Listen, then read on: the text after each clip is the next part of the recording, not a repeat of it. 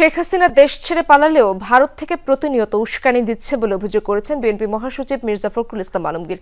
কোনো আঘাত এলে নেতাকর্মীদের তা প্রতিহতের নির্দেশও দেন তিনি। আর স্থায়ী কমিটির সদস্য গয়েশ্বর চন্দ্র রায় বলেছেন, অদৃশ্য শক্তি নির্বাচন বানচালের চক্রান্ত করছে।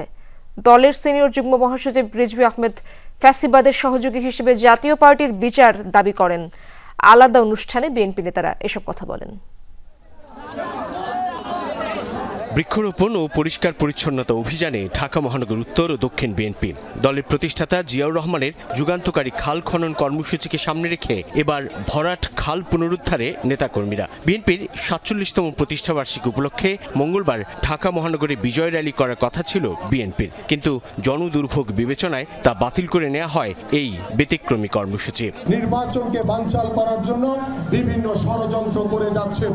বিকেলে ঢাকা মহানগর উত্তর বিএনপির কর্মসূচিতে যোগ দেন মহাসচিব মির্জা ফখরুল ইসলাম আলমগীর। তুরাগপাড়ের দিয়াবাড়ি খাল পরিষ্কার পূর্ব সংক্ষিপ্ত সমাবেশে তিনি বলেন, প্রধান উপদেষ্টা দেশে সুষ্ঠু নির্বাচন দেওয়ার চেষ্টা করছেন, কিন্তু ভারতে বসে শেখ হাসিনা দেশকে অস্থিতিশীল করার চক্রান্তে লিপ্ত।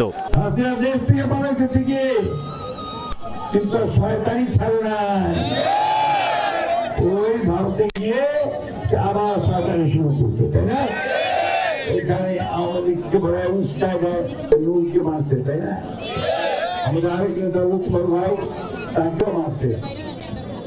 আপনারা সাবধান থাকবেন, যদি আপনাদের কারো উপর হাত পড়ে, ওই আওয়ামী লীগের সেই হাত আপনারা ভেঙে দিবেন। গুজবে কান না দেওয়ার আহ্বান জানান মির্জা ফখরুল, বলেন ঐক্য সমুন্নত আছে। আওয়ামী লীগ ওই ভারতবর্ষ থেকে সোশ্যাল মিডিয়ার মাধ্যমে সমান এই গুজব, আমাদের মধ্যে কোনো বিভেদ নাই, কোনো গোলযোগ কোথাও পাওয়া যাবে না। বিশেষ করে নির্বাচনগুলো হচ্ছে ছাত্র সংগঠনের ছাত্র বিশ্ববিদ্যালয়গুলো, সেখানে আমরা কোনো গোলযোগ দিচ্ছি না।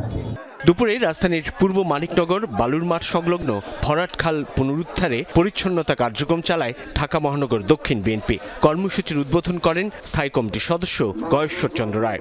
মাঝে মাঝে নানা ঘটনা দেখেন না, এটা হল যে আপনাদের যে ভোটের অধিকারটা যাতে আপনারা না পান, ভোটটা যাতে না দিতে পারেন, তার মধ্যে একটা ষড়যন্ত্র আছে। কিছু অনুমান করা যায়, কিন্তু চোখে দেখা যায় না, কারণ চিহ্নিত শত্রু মোকাবেলা করা সফল। যে শত্রুকে দেখা যায় না, তাকে মোকাবেলা করা কঠিন। এর আগে সকালে জাতীয় প্রেস ক্লাবে বিএনপির ভারপ্রাপ্ত চেয়ারম্যান তারেক রহমানের কারামুক্তি দিবস উপলক্ষে উত্তরাঞ্চল ছাত্র ফোরাম আয়োজিত আলোচনায় যোগ দেন সিনিয়র যুগ্ম মহাসচিব রিজভী আহমেদ। ফ্যাসিবাদের সহযোগী হিসেবে জাতীয় পার্টির বিচার চান তিনি। জাতীয় পার্টির দায় নিতে হবে বিএনপি।